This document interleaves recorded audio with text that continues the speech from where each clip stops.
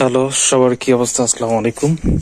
প্রশ্ন ব্যাংক পড়ছিলাম, তো প্রশ্ন ব্যাংকটা কেন এত পড়ি এটার খুবই গুরুত্ব রয়েছে। কারণ প্রশ্ন ব্যাংক থেকেই আমরা বুঝতে পারি যে কোন ধরনের প্রশ্নগুলো বিসিএস এর জন্য অ্যাপ্রোপ্রিয়েট বা কোন ধরনের প্রশ্নগুলো ইম্পর্টেন্ট।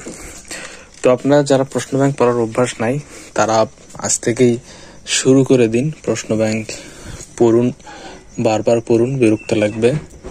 কারণ যারাই বিসিএস ক্যাডার হয়েছে তাদের বক্তব্যগুলো যদি আপনি একটু শোনেন, আপনি দেখবেন যে তারা প্রশ্ন ব্যাংক পড়েছে, তারা প্রশ্ন ব্যাংক অ্যানালাইসিস করেছে, প্রশ্ন ব্যাংক থেকে বারবার তাদের বিরক্ত লেগেছে, কিন্তু প্রশ্ন ব্যাংক তারা পড়েছে। আমি একটা আপনাদের উদাহরণ দেখাই প্রশ্ন ব্যাংক কেন এত ইম্পর্টেন্ট। প্রশ্ন ব্যাংকের দেখেন, এখানে একটা প্রশ্ন দেখেন, এখানে প্রশ্নটা হচ্ছে নিচের কোন সাহিত্যিক আত্মাইর হাতে ঢাকায় মৃত্যুবরণ করেন? এখানে দেখেন আবুল হাসান, হুমায়ুন কবির, সোমেন চন্দ্র, তারপরে কল্যাণ মিত্র।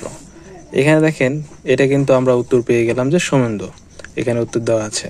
কিন্তু এখানে অপশনের এই লোকটা আবুল হাসান, তারপর হুমায়ুন কবির, তারপর দেখেন কল্যাণ মিত্র, এই তিনজনের কিন্তু এখানে ব্যাখ্যা দেওয়া আছে যে তিনজনের সবচাইতে গুরুত্বপূর্ণ যে লেখাগুলো রয়েছে সেই লেখাগুলো কিন্তু এখানে দেওয়া রয়েছে। দেখেন এই যে আবুল হাসান, এখানে অপশনে আছে তার নাম। এই আবুল হাসানের যে এখানে দেখতে পাচ্ছেন পৃথক পালঙ্ক, এটা 46তম বিসিএস এ এই প্রশ্নটা আসছিল যে পৃথক পালঙ্ক কার লেখা, নিচের কার লেখা। তা দেখেন এটা 46তম বিসিএস এ আসছিল, মানে আপনার এই ব্যাখ্যাগুলো কতটা ইম্পর্টেন্ট। আপনার প্রত্যেকটা বিসিএস এ এই ধরনের মানে হুবহু যদি আপনার প্রশ্ন না আসে, সেক্ষেত্রে আপনি যদি ব্যাখ্যা দেখেন, ব্যাখ্যা থেকে আপনার প্রশ্ন কমন পড়বেই। এখানে আবুল হাসান আমি যদি মূল বই থেকে নাও পড়ি, প্রশ্ন ব্যাংক থেকে যদি আমার একটু ব্যাখ্যাগুলো ভালো করে কয়েকবার করে পড়া থাকে, তাহলে কিন্তু আমরা উত্তর করতে আমাদের আর কোনো ধরনের সমস্যা হবে না। আমরা কিন্তু খুব সহজেই আমাদের ব্যাখ্যা ভালো করে পড়া থাকলে আমরা উত্তর করতে পারবো। তো এইটা জাস্ট একটা উদাহরণ দিলাম যে 46তম বিসিএস এ এখান থেকে দেখেন এই প্রশ্নটা আসছিল যে আপনার মিলিয়ে নিয়েন বাংলার যে পৃথক পালঙ্ক এটা কার লেখা। তো এই কারণেই প্রশ্ন ব্যাংকটা খুবই ইম্পর্টেন্ট, যে প্রশ্ন ব্যাংকের ব্যাখ্যা সহ পড়তে হবে। জাস্ট প্রশ্ন পড়লে হবে না। আপনি যদি মনে হয় যে জাস্ট প্রশ্ন পড়ে যাবো বিসিএস এর বিগত সালের প্রশ্নগুলো, তাহলেই হবে, এটা আসলে ভুল ধারণা। প্রশ্ন পড়তে হবে, প্রশ্নের সাথে নিচে যে এই দেখেন ব্যাখ্যা দেওয়া আছে, এই ব্যাখ্যা সহ পড়তে হবে। ব্যাখ্যা সহ পড়লে আপনার দুইটা উপকার হবে।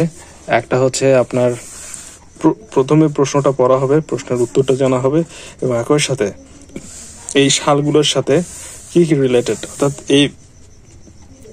এই লেখকদের সাথে কোন কোন গুরুত্বপূর্ণ লেখা রয়েছে সেগুলো কিন্তু আপনি একই সাথে জেনে গেলেন।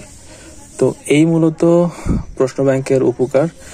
আর প্রশ্ন ব্যাংক থেকে বিসিএস যারা ক্যাডার হয়েছেন তাদের আপনি যদি ভিডিও দেখে থাকেন বা তাদের যদি আপনি সরাসরি আপনি কথা বলে থাকেন, তারা বলবে যে বিগত সালের প্রশ্ন থেকে আপনার 60 থেকে 70 অথবা 70 থেকে 80টা প্রশ্ন এই ব্যাখ্যা থেকে আপনার কমন আসবে। তারা বলে যে এই 80টা মার্ক আপনার যদি প্রশ্ন ব্যাংক থেকে আসে, তাহলে আপনাকে এই 80টা মার্ক পেতে হবে।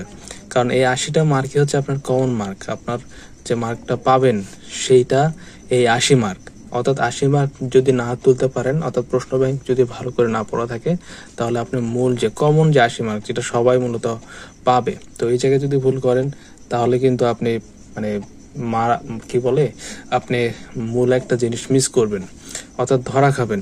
তো এই ধরা না খাইতে চাইলে আপনাকে অবশ্যই প্রশ্ন ব্যাংক পড়তে হবে এবং বিগত সালের প্রশ্নগুলো খুব ভালো করে পড়তে হবে। এখনো সময় আছে, আজ থেকে শুরু করে দিন। আমি বাংলা পাঠটা পড়া শুরু করে দিয়েছি, আপনারাও পড়া শুরু করুন। এবং কে কোন প্রশ্ন ব্যাংক কিনেছেন আপনার কমেন্টে লিখতে পারেন, এবং কোন প্রশ্ন ব্যাংক ভালো আপনারা লিখতে পারেন। আমি আমার ব্যক্তিগত মতামত হচ্ছে, আপনারা যারা এখনো প্রশ্ন ব্যাংক কিনেননি তারা চাইলে প্রিসেপ্টরস এই প্রশ্ন ব্যাংকটা কিনতে পারেন, কারণ এখানে বিষয়ভিত্তিক রয়েছে এবং পার্ট বাই পার্ট ভাগ করে দেওয়া আছে।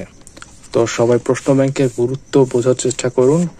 আমি প্রতিনিয়ত আপনাদেরকে বলার চেষ্টা করে যাব প্রশ্ন ব্যাংকের গুরুত্ব। তো সবাই ভালো থাকবেন এবং চ্যানেলটি সাবস্ক্রাইব করতে পারেন। আসসালামু আলাইকুম।